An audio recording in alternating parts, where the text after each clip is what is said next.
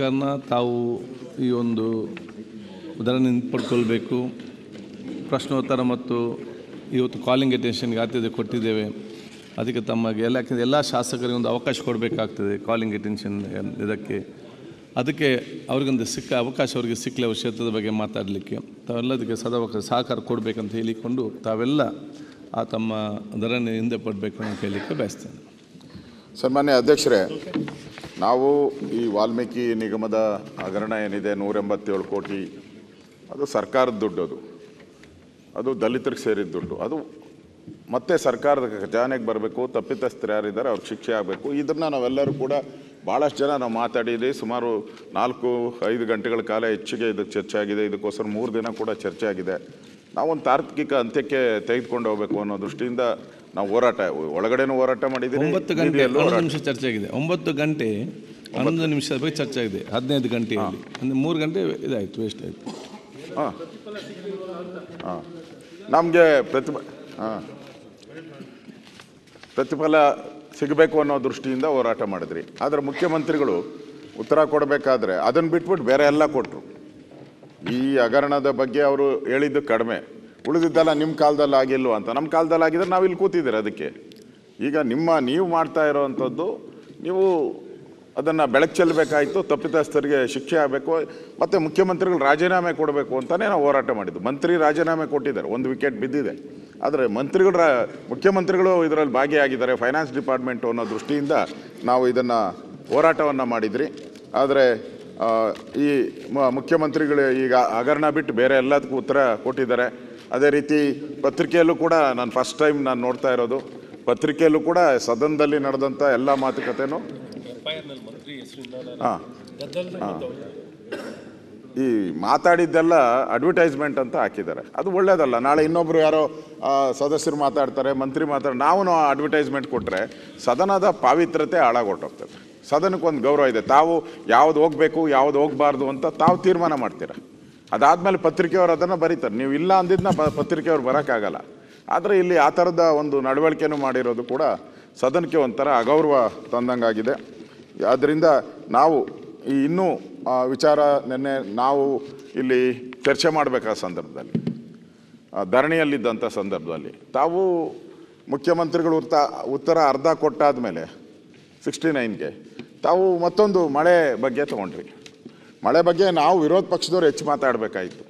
ನಾವು ಅದ್ರ ಬಗ್ಗೆ ಗಮನ ಸೆಳೀಬೇಕಾಯಿತು. ನಾವು ಸೋಮವಾರ ಕೊಡಬೇಕು ಅಂತ ತೀರ್ಮಾನ ಮಾಡಿದ್ರಿ ವಿರೋಧ ಪಕ್ಷದವರು. ಅದು ಒಂದಿನ ಪೂರ್ತಿ ಚರ್ಚೆ ಆಗಬೇಕಾಯ್ತು. ಯಾಕಂದ್ರೆ ಎಲ್ಲ ನಮ್ಮ ನೀವು ಬರೀ ಅದನ್ನ ಚರ್ಚೆ ಮಾಡೋದು, ಅದ್ರ ಬಗ್ಗೆ ಚರ್ಚೆನೇ ಇಲ್ಲಲ್ಲ. ನೀವು ಬರೀ ಇದೇ ವಿಷಯ ಕೇಳಿದ್ರಿ, ಬೇರೆ ಏನಿದೆ ಸದನದಲ್ಲಿ? ಮುಖ್ಯಮಂತ್ರಿಗಳು ರಾಜೀನಾಮೆ ಯಾಕೆ ಕೊಡ್ಬೇಕು? ಕೂತ್ಕೊಳ್ಳಿ, ಮಾತಾಡಿ ಮುಗಿಸಿ. ಪ್ರತಿಪಕ್ಷ ನಾಯಕರು ಮಾತಾಡ್ಲಿ, ಅವ್ರಿಗೆ ತಾವು ಅವಕಾಶ ಮಾಡ್ಕೊಡ್ತೀರ ಮಾತಾಡಕ್ಕೆ. ಮುಖ್ಯಮಂತ್ರಿ ಮಾತಾಡಿದ್ರೆ ಅವ್ರು ಅಡ್ಡ ಬರ್ತಾರೆ. ಪ್ರತಿಪಕ್ಷ ಮಾತಾಡ್ಬಿಡಿ. ಯಾವ ಧರ್ಮ ಅದು? ಅವ್ರು ಮಾತಾಡುವಾಗ ಅವಕಾಶ ಮಾಡ್ಕೊಡ್ತೀರ? ಪ್ರತಿಪಕ್ಷ ಮಾತಾಡ್ಲಿ. ನಮ್ಮ ಮುಖ್ಯಮಂತ್ರಿ ಮಾತಾಡುವಾಗ ಅವ್ರು ಅಡ್ಡ ಬರ್ತಾರೆ. ಇಲ್ಲ, ಮುಖ್ಯಮಂತ್ರಿ ಮಾತಾಡುವಾಗ ಅಡ್ಡ ಬರ್ತಾರೆ. ಅಧ್ಯಕ್ಷರೇ, ಮಾತಾಡಿ ಬಿಡ್ಲಿ, ಮಾತಾಡಿ ಬಿಡ್ಲಿ. ಇನ್ನೂ ಕೂಡ ಮಳೆ ಹಾನಿ ಬಗ್ಗೆ ನಿನ್ನೆನೂ ಕೂಡ ನಾನು ಭೇಟಿ ಮಾಡಿದ್ದೀರಿ. ಕುಮಾರಸ್ವಾಮಿ ನಮ್ಮ ರಾಜ್ಯದ ಅಧ್ಯಕ್ಷರು ವಿಜಯೇಂದ್ರ ಅವರು ಹೋಗಿದ್ದಾರೆ. ನಮ್ಮೆಲ್ಲ ಶಾಸಕರು ಕೂಡ ಅಲ್ಲಿ ಸ್ಥಳದಲ್ಲಿ ಹೋಗಿ ಎಲ್ಲೆಲ್ಲಿ ಅನಾಹುತ ಆಗಿದೆ ಭೇಟಿ ಮಾಡಿ ಬಂದಿದ್ದಾರೆ. ನಾವು ಕೂಡ ಅದಕ್ಕೆ ಮಾತಾಡಬೇಕು ಅಂತ ಇದ್ರಿ. ಅದೇ ರೀತಿ ರಾಜ್ಯದಲ್ಲಿ ಡೆಂಗ್ಯೂ ಇರ್ಬೋದು, ಕಾಲರಾ ಇರ್ಬೋದು, ಬೆಂಗಳೂರಲ್ಲಂತೂ ವಿಶೇಷವಾಗಿ ಡೆಂಗ್ಯೂ ಅಂತೂ ಒಂಥರ ಮರಣ ಮೃದಂಗ ಬಾರಿಸ್ತಾ ಇದೆ. ಎಲ್ಲ ದೃಷ್ಟಿಯಿಂದನೂ ಕೂಡ ನಾವು ಇದನ್ನೆಲ್ಲ ಚರ್ಚೆ ಮಾಡಬೇಕಾಗಿರೋದು. ಮತ್ತು ಮೂಢ ಹಗರಣ ಏನಿದೆ ಅದನ್ನು ಕೂಡ ನಾವು ಚರ್ಚೆಗೆ ತೆಗೆದುಕೊಳ್ಬೇಕಾಗಿದೆ. ಅದನ್ನು ಕೂಡ ಭಾಳ ದಲಿತರ ಜನ್ಮಿಗೆ ಸಂಬಂಧಪಟ್ಟಿದ್ದು. ಈ ಎಲ್ಲ ದೃಷ್ಟಿಯಿಂದ ಕೂಡ ನಮ್ಮ ಹೋರಾಟ ಏನಿದೆ ಇದು ಮುಂದುವರಿಯುತ್ತೆ. ಇದು ವಾಲ್ಮೀಕಿ ನಿಗಮದ ಹಗರಣ ಏನಿದೆ, ನಾವು ಮುಖ್ಯಮಂತ್ರಿಗಳ ರಾಜೀನಾಮೆ ಕೊಡೋವರೆಗೂ ನಮ್ಮ ಹೋರಾಟವನ್ನು ನಾವು ಮುಂದುವರಿಸ್ತೀರಿ.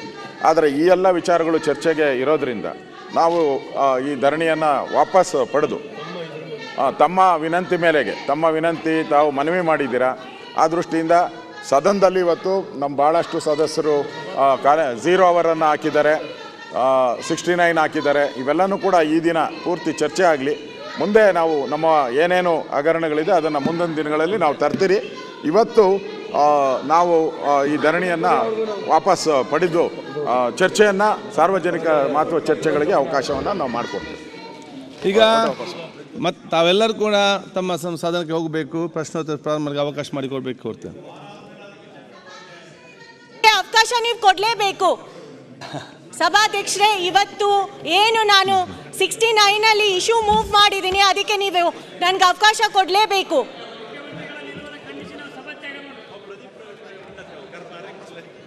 ಈಗ